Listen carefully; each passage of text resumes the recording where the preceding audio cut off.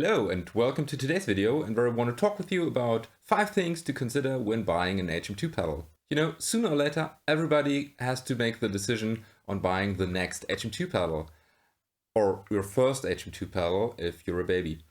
And you have lots of things to consider, and I want to show you 5 things that I personally would consider. Those are in no particular order, and the pedals I show are just examples. There are obviously way more pedals to choose from. So the first thing you should consider is whether you need a blend or not. The original HM2 doesn't have a blend, and therefore it's limited. You basically don't get this transparency if you want to have, or the clarity in your pick attack. The new Wasserkraft also doesn't have a blend control, which is a bummer for lots of people because it was high on the wish list for the Wasserkraft, but it doesn't have.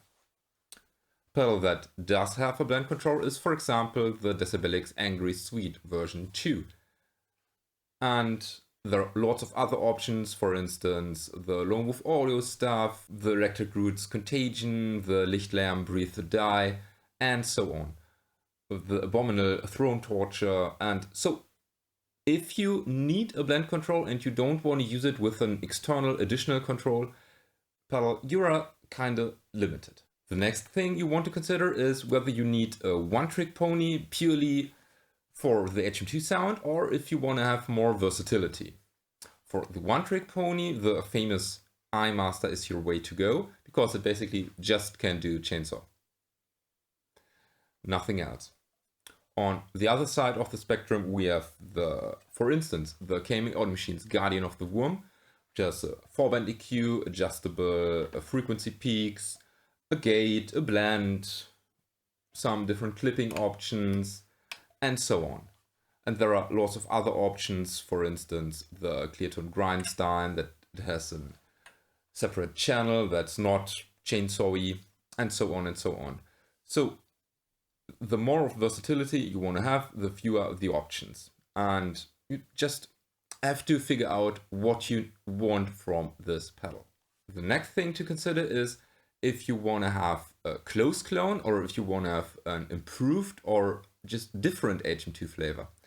Well, the closest to the original is, of course, the original, but the Decibelix Angry Sweet comes close, as well as comes this SDM from JD Music Labs. And there are tons of other really close clones. All the made in Japan vintage ones from Arion, Aria, you name it, and so on. Some improved circuitries are, for example, the Electric Eye Audio Swedish Steel that has a tight control and a boost control, or the KMA Worm 2, which has a 4-band EQ and a selectable option to get a unique sound that's close to the HM2 but not.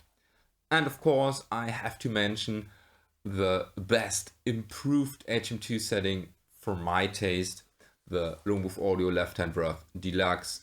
He took the circuitry and set it to, well, got absolutely nuts with it. And it sounds so good. Plus, this has blend control and lots of different tweaking options. And there is a version 3 out of this that's even more improved and it sounds even more different. Another thing you might want to consider is how you like your HM2 sound and where you want to use it. Do you want to use it in front of a clean amp, or do you want to use it in front of a driven amp? I personally like my HM2 sound in front of a driven amp. I always think that it sounds weak in front of a clean amp, but some of you, for some reason, don't only have a clean amp or just want to use it.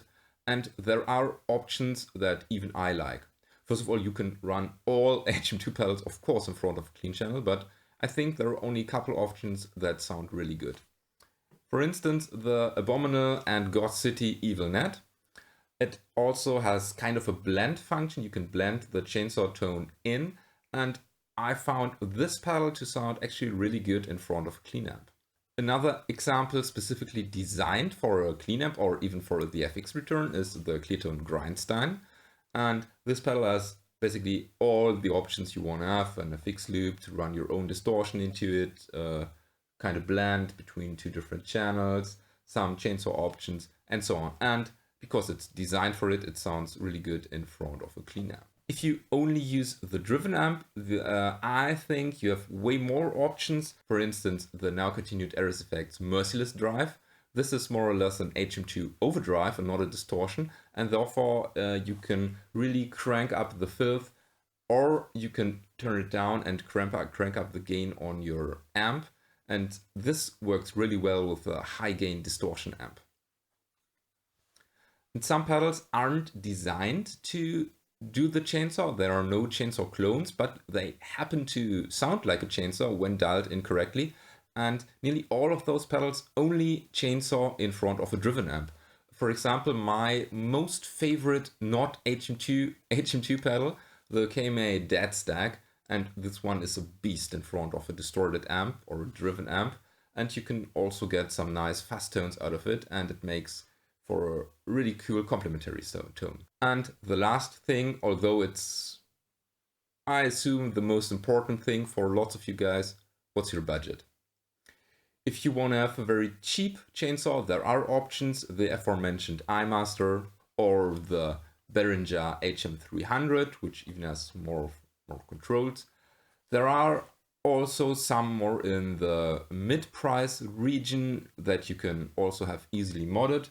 For instance, the Pepas pedal HM-TMZ, too many clones.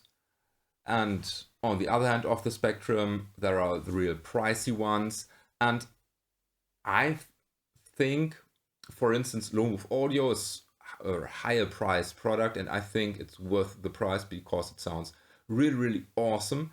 But on the used market, for instance, for an original HM2, you are around 150 to 200 bucks. And for some clones, you have to pay even more. And some examples I have are from Dunwich amps. We have, for instance, the Tyrant. I don't think you can get this for under 300 bucks used. And of course, I think it's even more expensive, although I'm not sure. The Dunwich HM2 clone, I don't think it has a name. Those pedals are really pricey, and well, if you have the budget and you like the tone, because this actually sounds rather unique as well, you might try it. But if you don't have the high budget, you are again limited, but that's rather obvious, isn't it? So those are 5 things that I would consider when buying an HM2. And now let me know down in the comments, what is your most important thing that you consider whenever buying an HM2 clone or an HM2 pedal? And do you have some other suggestions than I made for a specific HM2 sound? Just leave a comment down below in the comment section. And if you want to support this channel, check out the links in the description. There are some HM2 plugins. Well, and with this said, thank you for watching. Don't forget to subscribe. May the force be with you, and have a nice day.